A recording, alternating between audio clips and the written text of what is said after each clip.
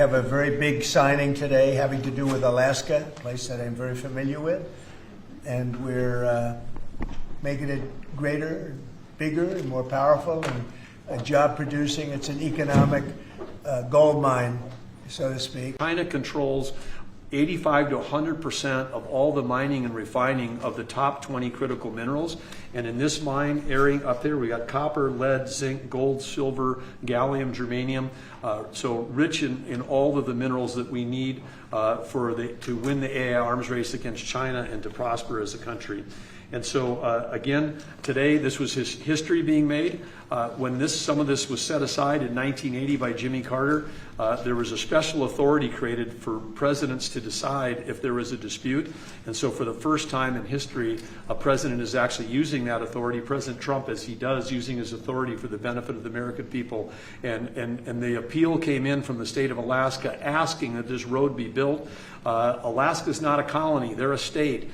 They have an opportunity to build roads like any other state. With this signing, President Trump, Alaska can go ahead and build this road. I've seen a surge in attacks on ICE agents across the country, including the shooting in Dallas and over the weekend in Chicago. We saw 10 cars boxing in on ICE agents and another one ramming into an ICE vehicle. Yeah. We have heard Secretary Noem saying that some of these attackers are actually organized and they're planning to kill and ambush these officers. Right. What are the consequences for you? Very severe. We're going to have very severe. We're going to find out who's going after our federal agents. So when you look at Chicago, they've had probably 50 murders in the last 6 or 7 months, 8 months. Many, many people shot, like 30, 40, 50 people shot. Didn't die, but they've been shot. It's like a war zone. And then I listen to the governor and the mayor get up and say how they have it under control. They don't. It's probably worse than almost any city in the world. You could go to Afghanistan. You can go to a lot of different places, and they probably marvel at how much crime we have. Then you go to Memphis, where we are right now. Now, it's just like in Washington, D.C. right now. You people know better than I do, because you have to live right inside. And so many of the press have come to me. They've said, I can't believe it. It's changed so much. We have a safe city in Washington. Memphis will very soon have a safe city. Chicago can be very, very safe. The Insurrection Act, under what conditions or terms? Well, I'd do it if it was necessary. So far, it hasn't been necessary. But we have an Insurrection Act for a reason. If I had to enact it, I'd do that. If people were being killed and courts were holding us up, or governors or mayors were holding us up, sure, I'd do that. I mean, I want to make sure that people aren't killed. We have to make sure that our cities are safe. And it's turning out, and we started with D.C. It's been so successful. Think of it. People wouldn't go to restaurants. The restaurants were closing. We were losing a lot of restaurants, as you all know. And now restaurants are opening and they're thriving.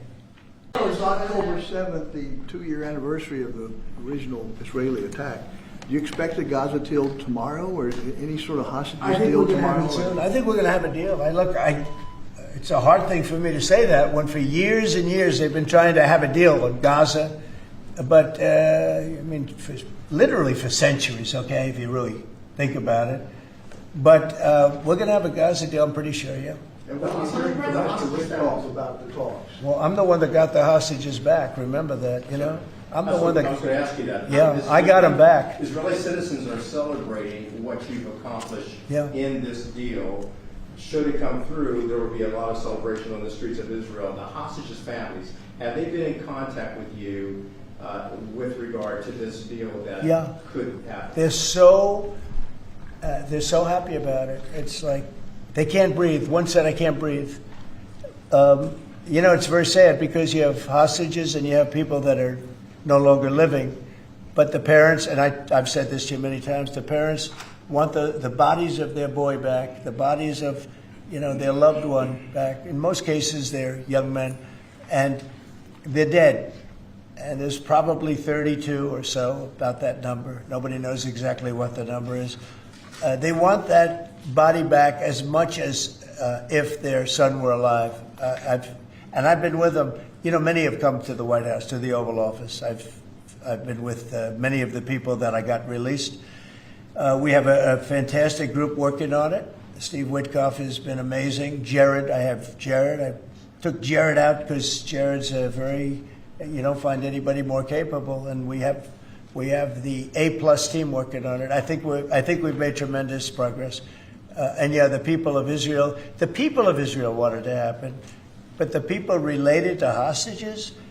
I mean, you see in Israel tens of thousands of people. They really want the hostages back, and they really want things to end. And I think Hamas now has been, all I can say is they've been fine. They've been fine. I hope it's going to continue that way. I think it will. I really think we're going to have a deal. We have a really good chance of making a deal, and it'll be a lasting deal. This is beyond Gaza. Gaza's a big deal, but this is really peace in the Middle East. And the amazing thing is we have every Arab country, every Muslim country, we have every country surrounding. They all want. I spoke with President Erdogan of Turkey. He's fantastic. He's been pushing very hard. He's a very powerful guy, and he's been pushing very, very hard to get this deal done. And Hamas has a lot of respect for him. They have a lot of respect for Qatar. They have a lot of respect for UAE and Saudi Arabia. We have everybody is on our side to get this deal done. There's never been anything like it. Nobody's ever seen it. There's always been like 80% of them don't want something done. I think virtually we even had a very strong signal, as you know, from Iran. They'd like to see this done. You know, we're number one now with AI. You probably read. We're beating everybody with AI at levels that nobody ever thought even possible. And one of the reasons we are is because of energy. So our grid is old and tired, like most grids are. They get old with time. I mean, you know, the older you are, the older the grid gets, right? But I've allowed the people building AI or other plants, other types of plants, but AI in particular, because they need so much electricity, I've allowed them to build their own power. And it's been amazing. They're building massive plants, and with the plant, they're building their own electricity. They've become a utility in a sense. I said, maybe you'll do better with the utility than you do with the AI. I don't know. But we're letting them build their own electricity. So we don't have to worry about the grid. We don't have to worry about anything. And they're going to build it in such a way that if they have excess capacity, they're going to put it back into the grid. It's pretty amazing. So when they build, we're giving them permits to build their own electric power plants, and it's incredible when you see what they're doing. And because of that and other things that we're doing, we're leading every country. Nobody's even close to us with AI. And AI seems to be the big thing. I mean, look, my positions turned out to, everybody said I'm right. They find billions of dollars that they didn't even know they had. Recently, they said they found billions of dollars, and they couldn't understand. I said, check the tariff shelf. And they come in the next hour, and they said, sir, you're right. It was from the tariffs. We're a rich, really rich country again. But more importantly, maybe influence. If I didn't have the power of tariffs, you would have at least 4 of the 7 wars raging. I use tariffs to stop wars. If you look at India and Pakistan, they were ready to go at it. 7 planes were shot down. They were ready to go at it. And then nuclear powers. And I don't want to say exactly what I said, but what I said was very effective. They stopped. And that was based on tariffs. It was based on trade.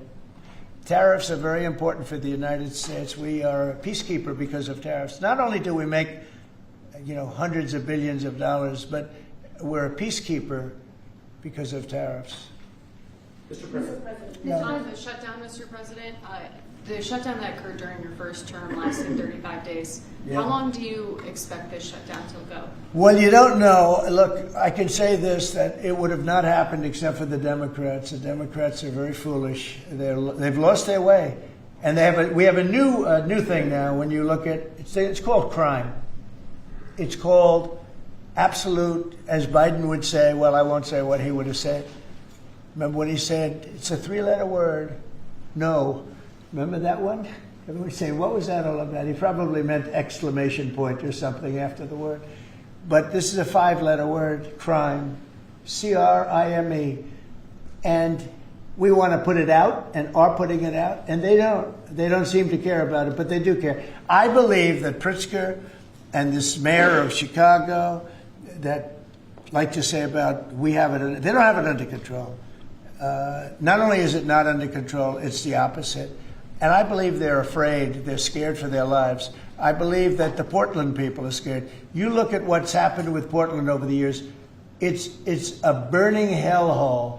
And then you have a judge that lost her way, that tries to pretend that like there's no problem. Actually, she's not even saying that. There's a huge problem in Portland. I'll tell you what the problem is. Crime.